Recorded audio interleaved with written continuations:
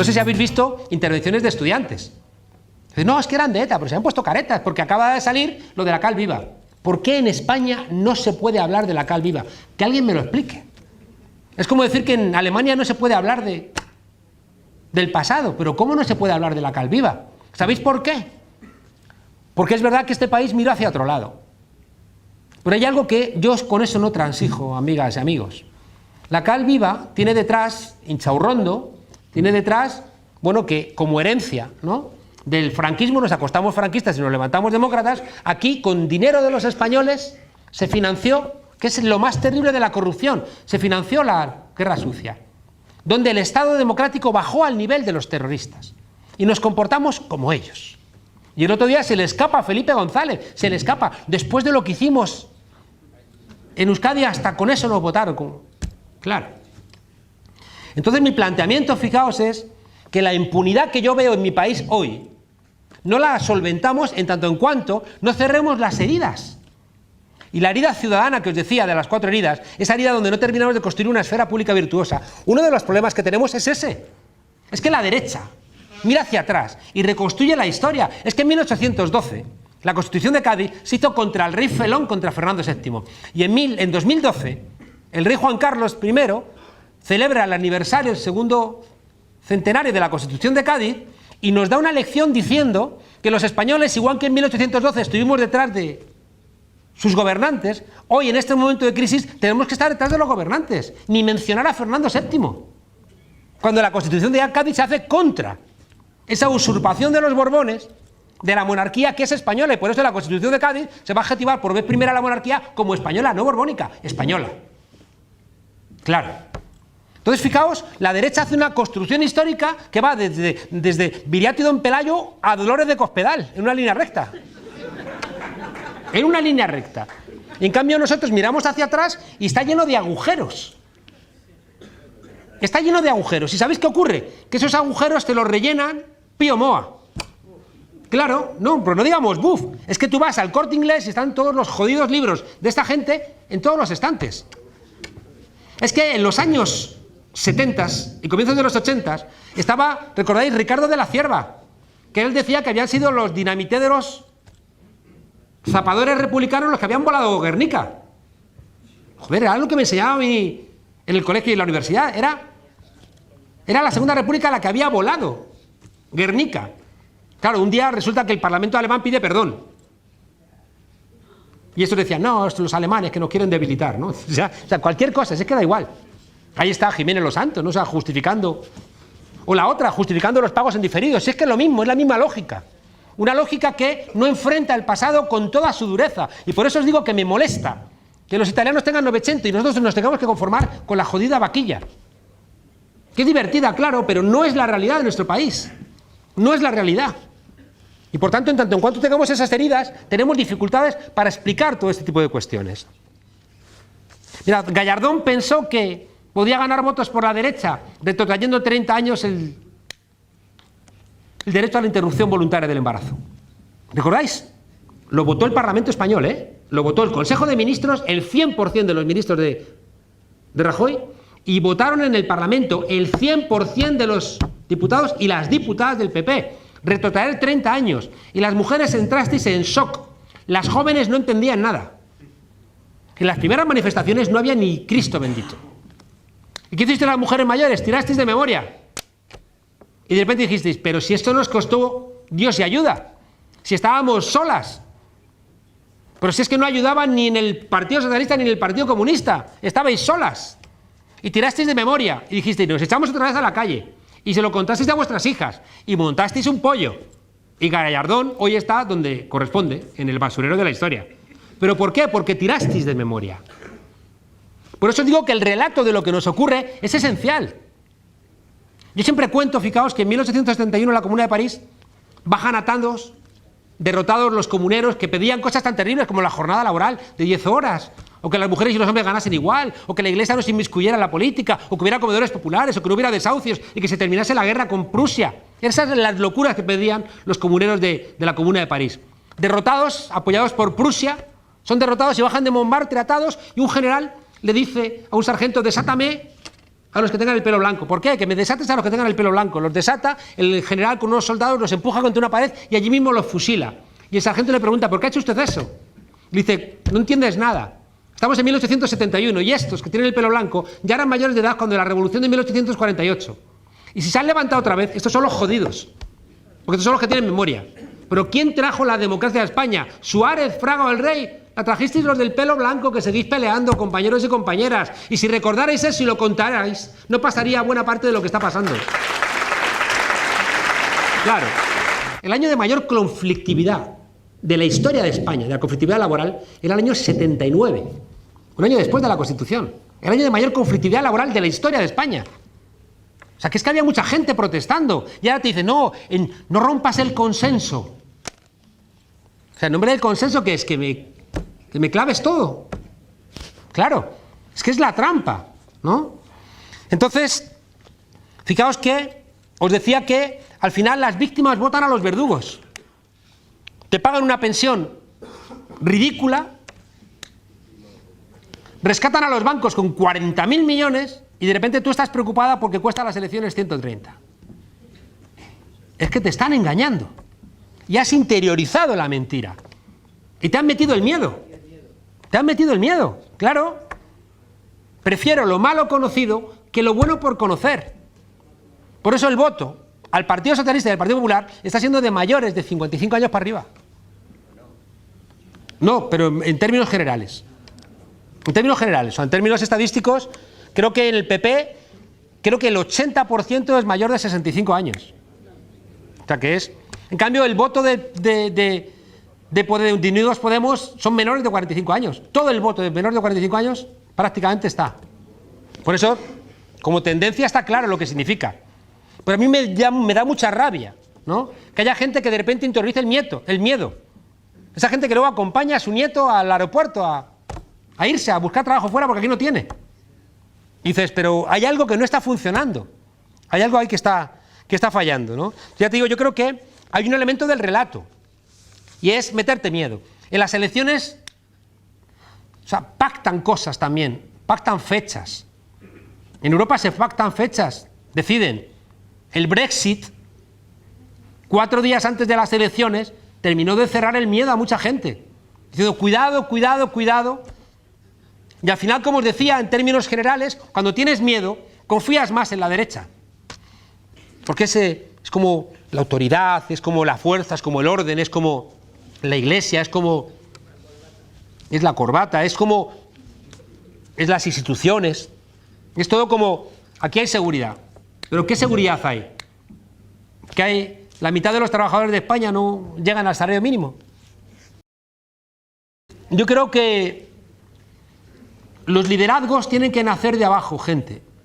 Para mí una líder es Ada Colau, que viene de las luchas, que viene de las peleas en la plataforma de afectados por la hipoteca. Entonces son liderazgos que reducen incertidumbre en un momento de confusión, pero no... Yo utilicé una vez una expresión que era leninismo amable.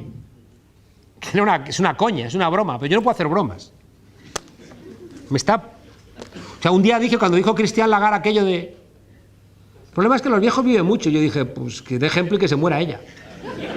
La que me cayó. Monedero pide la muerte, pero... O sea, abrí telediarios. Abrí telediarios, ¿no? Un día que dije que... Pues es gracioso. Un día dije que cuando llevemos a Vargas Llosa delante de un tribunal popular, sus novelas serán un atenuante. Que me parecía gracioso, que era como decir, joder, escribe genial, ¿no? O sea, como político es un desastre, pero escribe genial. Monedero pide fusilar a Vargas Llosa. Y los tontos de Lava, la Checa, ahí están preparando la Checa, en la Complutense. Es que es una cosa. Bueno, yo creo que estoy de acuerdo en que hace falta liderazgos. O sea, en un mundo tan confuso, yo creo que sin liderazgos no hay alternativa. Estoy absolutamente convencido. Pero los liderazgos tienen que emerger desde abajo. ¿Y sabéis por qué? Porque los liderazgos que emergen desde abajo vienen con un chip de interiorización del control popular. Cosa que no tienen los líderes políticos. ¿Cuál es un problema que tiene el Partido Socialista? Brutal. que se están nutriendo sus cuadros de burócratas que llevan siendo cargos políticos desde los 20 años o de cargos que le ha robado a Izquierda Unida. Es decir, no tiene cuadros que vengan del movimiento social desde hace, ni me acuerdo. Porque es que es muy difícil que alguien que venga del movimiento social se meta en el PSOE. Es que es difícil. Entonces roban cargos de gente que lleva toda la vida en la política y dice, no pillo nada en Izquierda Unida, me voy con estos. A ver si pillo. O gente que tiene como Pedro Sánchez, tienen 42, 45 y toda su vida han trabajado en el partido. Toda su vida. Todos. El Manuel Jiménez la Susana, todos. Solo han cotizado a la Seguridad Social el partido. Entonces, creo que esos liderazgos no valen. Porque te hacen cosas erráticas, te hacen Madina. Luego, porque siempre he sido muy contrario a Pedro Sánchez. Porque me parecía que era mentira. Surge Podemos. Se ponen preocupados en el Partido Socialista. Hacen unas primarias que las gana Rubalcaba. O sea, es como que hacen unas primarias en Israel y las gana Abraham, ¿no? O sea, dices... No sé si es un buen ejemplo, pero se me acaba de ocurrir. Me habéis pillado. Joder, es que yo recuerdo que gana las primarias contra Carme Chacón. Y además es que me acuerdo, tipo, se avanza al Estado así como medio tamboleante y pone así los brazos y dice, hemos vuelto. Y dije, joder, esto es Walking Dead, esto es... Hemos vuelto. Decía, es un zombie, tío, o sea, no es Rubalcaba, es un zombie, ¿no? Claro, se pegan el viaje en las europeas y entonces hay congreso del partido y se presenta Madina a renovar generacionalmente y por la izquierda. Joder, ¿y qué hace Susana Díaz? ¿Qué hace Felipe González? Se buscan a uno, como yo decía siempre, buscar a uno que se pareciera a Pablo Iglesias y le salió uno que se parecía a Julio Iglesias. Claro, buscan a Pedro Sánchez. Uno que está moreno en diciembre, no me jodas. Un tipo sin pasado. Un tipo sin ningún tipo de memoria. Un burócrata del partido, uno gris, que le dicen, tú vas a hacer lo que yo te diga. Y como le sale desobediente porque dicen, yo soy un listo, yo vengo del partido, vengo de las juventudes y me ha criado en sus pechos Pepiño Blanco y yo soy más listo que vosotros. Y de repente dice, no voy a obedeceros. Y Susana Díaz dice, anatema. Y se monta un pollo interno que es de ellos. Entonces, claro, dices, joder, o sea, esta era la renovación. ¿Y qué ocurre? Que Pedro Sánchez, que se lo inventan contra Madina, ¿cómo va a ser la renovación de nada? Nunca. Nunca, porque no le iban a dejar. Nosotros decíamos, es que no van a dejarle, y lo sabíamos, no le iban a dejar. Y toda la discusión con Podemos, ahora ya podemos hablarlo con claridad, toda la discusión de Podemos era para que en las elecciones le pudieran echar la culpa uno a otro y el otro al uno. Si era la única discusión.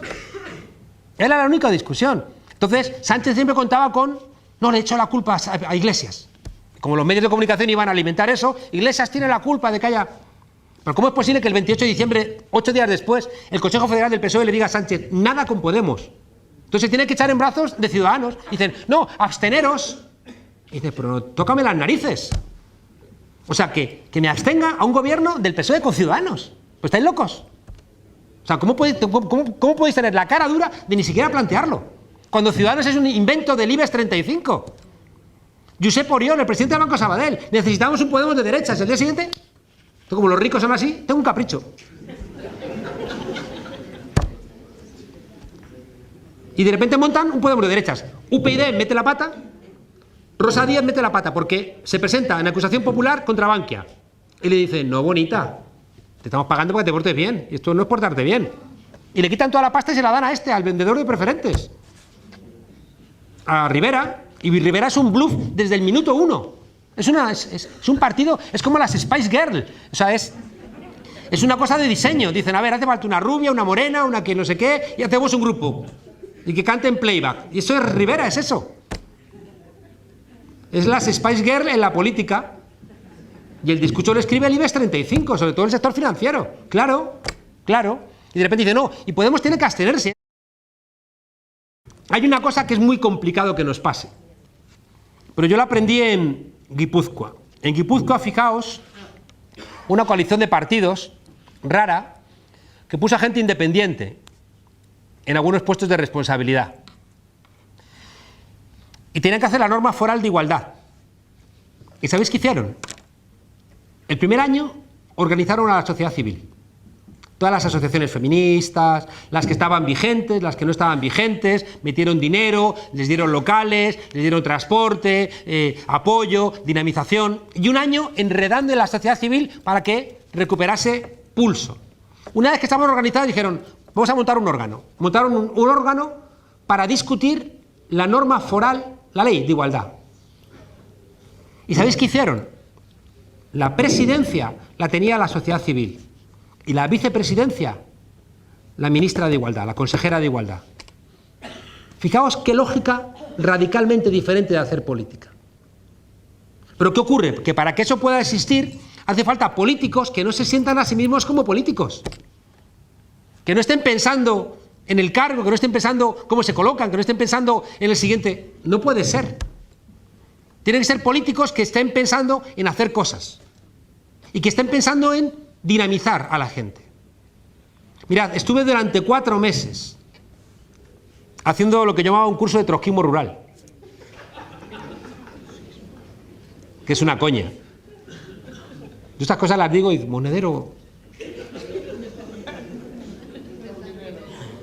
contaba a Trotsky en las dehesas. Era un curso de trotskismo rural porque estábamos en Segovia con otro compañero, con Ariel, y una amiga nuestra dijo, oye, que la Diputación de Segovia ha hecho un curso de asociacionismo para evitar la desertización de los pueblos que se lleva la gente. ¿Por qué no presentáis un proyecto? Y dije, no, estamos ahí con libros, tesis, no sé qué. Ya nos insistió a hacerlo. Entonces, como yo sabía que la Diputación de Segovia era más de derechas que el Día de la Madre y Don Pelayo juntos, dije, pues voy a hacer una cosa así súper radical, porque así no nos la aprueban, quedó bien con mi amiga. Joder, tuve la mala suerte de que la aprobaron. Dije yo, mierda. Estuvimos durante 3 meses yendo a pueblos, se reunían los demás pueblos y era gente rural, gente mayor, abuelas, campesinos. El primer día dábamos una charla, el segundo día poníamos La estrategia del caracol, que es una película que os recomiendo que la veáis. Que es una película donde hay desahucios en Bogotá y cómo se reúnen todos para evitar el desahucio, porque en un edificio al lado lo han hecho con la fuerza, ha muerto un niño y dicen no, tiene que ser uniéndonos todos. Y entonces cada uno apoya lo que tiene. Hay un travesti, hay un cura, y hay una escena, siempre lo cuento porque me parece que es estupendo. Imaginaos Castilla profunda, abuelas, campesinos, gente mayor, y hay una escena donde el cura está en la habitación con el travesti y le empieza a acudir la tentación. Entonces empieza a acercar al travesti, primeros planos del cura diciendo, Dios mío, perdóname. Se va acercando al travesti, entonces ya le pone la mano en el hombro, el travesti hace así, un silencio, y de repente de la oscuridad de la sala sale el compañero y dice, esto es en Colombia, esto en España no pasa. Entonces las abuelas se tranquilizaron y siguieron viendo la película. Bueno, lo que iba a deciros, fijaos que es una de las cosas más importantes en las que he reflexionado últimamente. Y lo he recordado y he dicho, es que es esto. Mirad, en el 100% de los pueblos donde había un poquito de tejido social, porque verdad que estaba todo devastado, la gente joven se iba. En los sitios donde había un poquito de tejido social, ¿sabéis por qué era? Porque había habido un cura progre. Un cura progre que organizó la música en la misa, el grupo de teatro, la visita al museo, la visita al campo, todos seguro que se casaron con la que tocaba la guitarra. Pero fijaos, esos curas en esos pueblos hacían cultura no de vanguardia, sino de retaguardia. Empoderaban, pero si alguien iba solo le dejaban y acompañaban a los más rezagados. No querían sustituirles, que es lo que hacen siempre los políticos. Quieren sustituir a la gente. No, que tú te quieres hacer cargo. Joder, genial. Hazte cargo tú. Menos trabajo para mí. ¿Me seguís? Es la diferencia, fijaos, entre una política que llaman paternal, que es la que siempre ha tenido la izquierda, tanto socialdemócrata como comunista, siempre han sido paternalistas. Paternalistas más autoritarios o menos autoritarios, pero paternalistas. Mientras que yo lo que planteo es que tenemos que empezar a ser maternalistas. Yo cuando le pedí a mi padre que me enseñara a nadar, me agarró por una pata y por un brazo y me tiró a mitad de la piscina. Y por eso no me extraña que haya terminado votando a Vox. De aquí ruego que no hayan risas ni... No hagan ustedes sangre con mis problemas. Cuando le dije a mi madre que me enseñara a montar en bicicleta, si yo iba solo me dejaba, pero si me iba a caer, me agarraba. Somos capaces de pensar una política donde los importantes no sean los políticos. Entonces ahí está el liderazgo que dice el compañero. Liderazgos diferentes, que no quieran dedicarse a la política. Y ahí tenemos un problema, porque es verdad que cuando empiezas a aprender te tienes que ir y no sé cómo vamos a solventar eso, porque hace falta también experiencia. Pero es que es una lógica tan radicalmente diferente, que de repente un político, en vez de querer representar, en vez de querer su cacho, en vez de querer estar, le dé la presidencia del organismo más importante que va a hacer la ley, se lo dé a la sociedad civil. Fijaos qué diferencia. Eso creo que es imposible en los viejos partidos. Creo que es imposible. Y por eso los nuevos liderazgos tienen que ser liderazgos que se vean a sí mismos como prescindibles. Porque si de repente te lo crees y empiezas a sentirte importante, estás acabado. Porque vas a ser igual que aquellos a los que has venido a sustituir. Tenemos que conseguir una ley de pobreza. Es decir, para la gente que no tiene para llegar a fin de mes, que le van a cortar la luz, que no tiene vivienda. Tenemos que poner en el centro de la discusión, fijaos, el cambio climático. Y por eso en España, tenemos que terminar, un país, pues ya voy a terminar, ¿eh? No, porque no quiero que os vayáis yendo uno a uno, quiero que terminemos juntos. Un país, fijaos, que viene de la construcción, tenemos que meterle mucho dinero a la reconversión ecológica de nuestros edificios, que nos va a ayudar a ahorrar mucho dinero que importamos de energía. 40.000 millones de déficit. Tenemos que meterle muchísimo dinero otra vez a las renovables. Somos un país con sol, con viento y con agua, con mar. Tenemos que aprovechar eso al máximo. Podemos ser potencia, lo éramos, pero los intereses de las eléctricas lo frenan. Tenemos que dejar de ser rehenes de las grandes superficies. Es que es muy evidente. Si quien crea empleo es la pequeña empresa. Y por tanto hay que ayudar a la pequeña empresa. Hay que inyectarle en investigación y desarrollo e innovación. Claro, es lo que hay que ayudar, no rescatar a los bancos. Y eso pasa, fijaos, por ahorrar dinero también. Yo creo que tenemos que ir pensando en fórmulas de bancas públicas. No neta, porque es muy difícil sustituir al mercado de inmediato, pero tiene que haber una banca pública que atienda a estas fórmulas de inversión. Tenemos que establecer bienes comunes, donde los precios respondan una parte de la oferta y la demanda, pero otra parte respondan a un criterio de beneficio justo. No tiene sentido que, como dijo el año pasado el Credit Suisse, el 1% de la humanidad ya tiene tanto dinero como el 99%. Ya no es un eslogan. El 1% ya tiene más dinero, más riqueza, no dinero, riqueza, que el 99%. Y hay 60 personas, 60, que tienen tanto dinero como 3.600 millones. Es que es una locura. Es que lo piensas y dices, ¿pero esto qué es? 60 personas, tanto dinero. Claro, luego aparece esto. Si es que tú no puedes ser rico si no hay gente que no le estás pagando el fruto de su trabajo. Si es que es de cajón.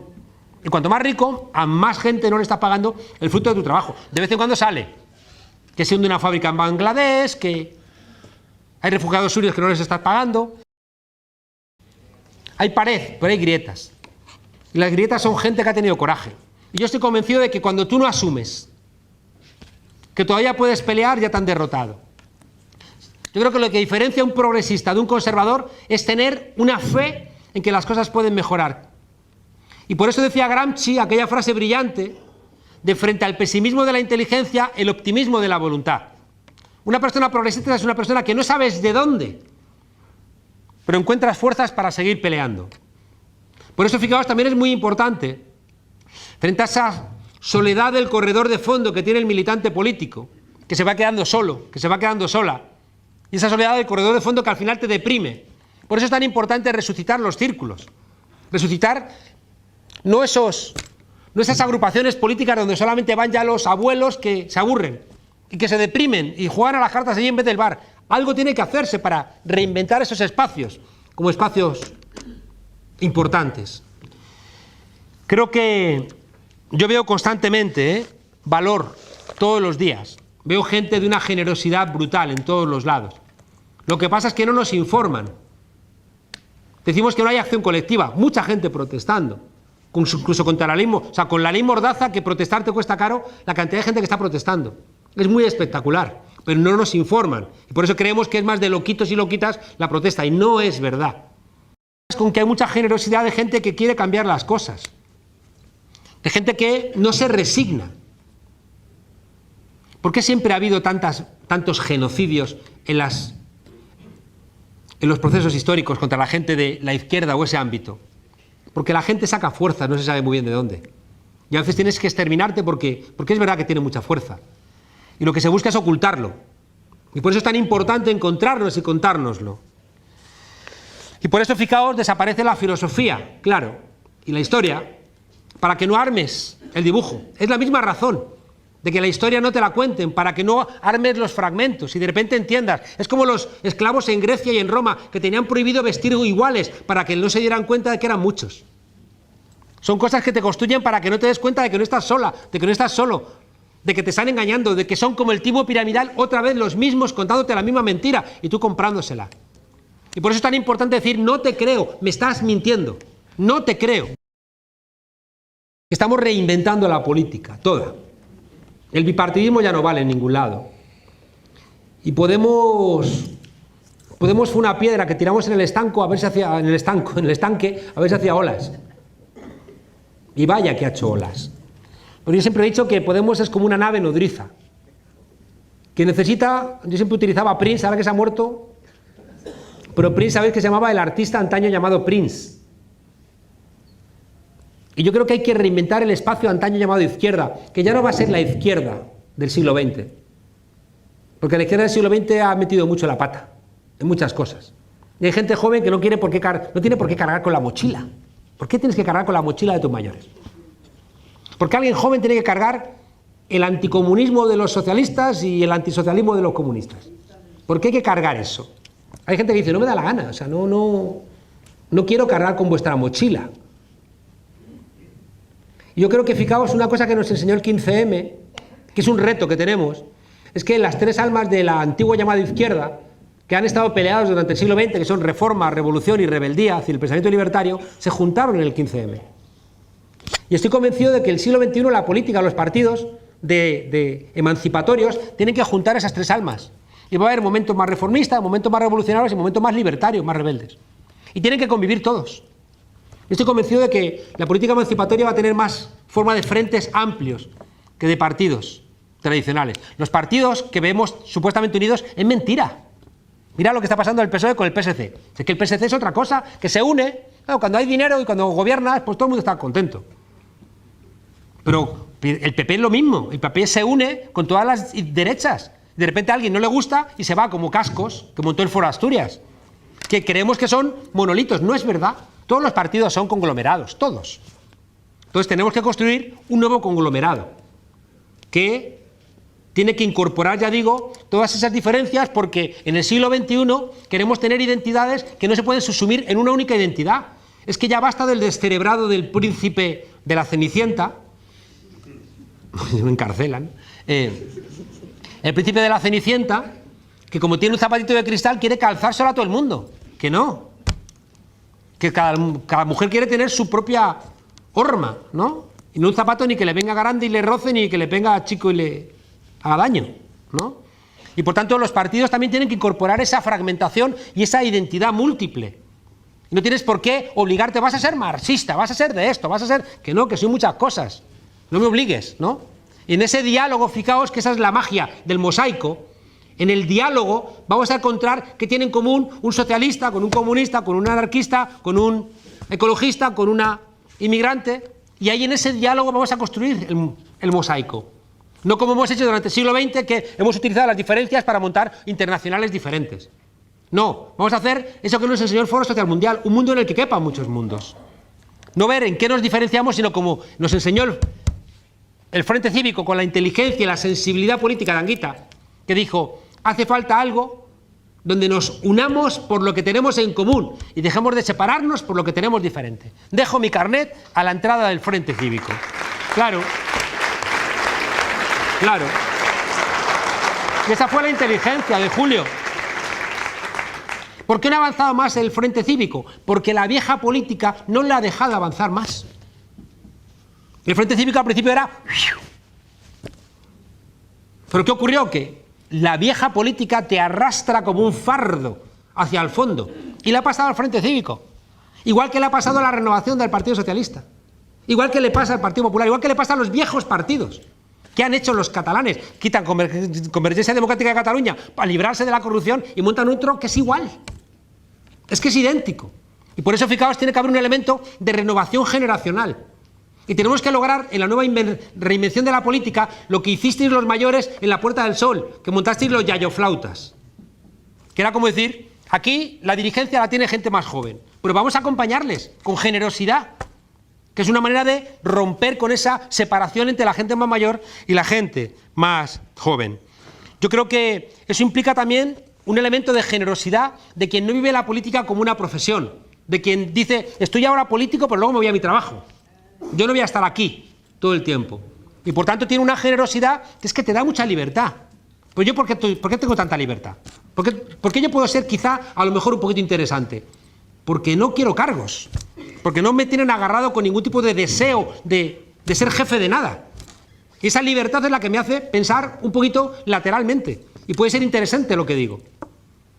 Y eso nos lleva, fijaos, he empezado comentando a lo de los años 30, nos lleva a lo que nos planteó de Gramsci, a aquella petición, que la hago mía y os la planteo a vosotras y vosotros, que es instruíos, es decir, aprender, leer, estudiar, porque necesitamos para cambiar algo toda vuestra inteligencia.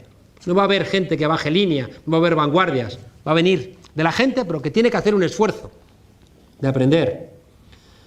Organizaos, porque necesitamos toda vuestra fuerza.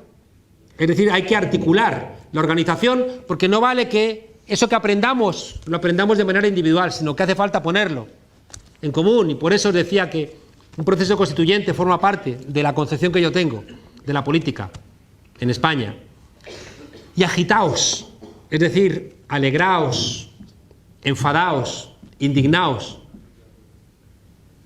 No os resignéis, porque necesitamos todo vuestro entusiasmo. Muchas gracias.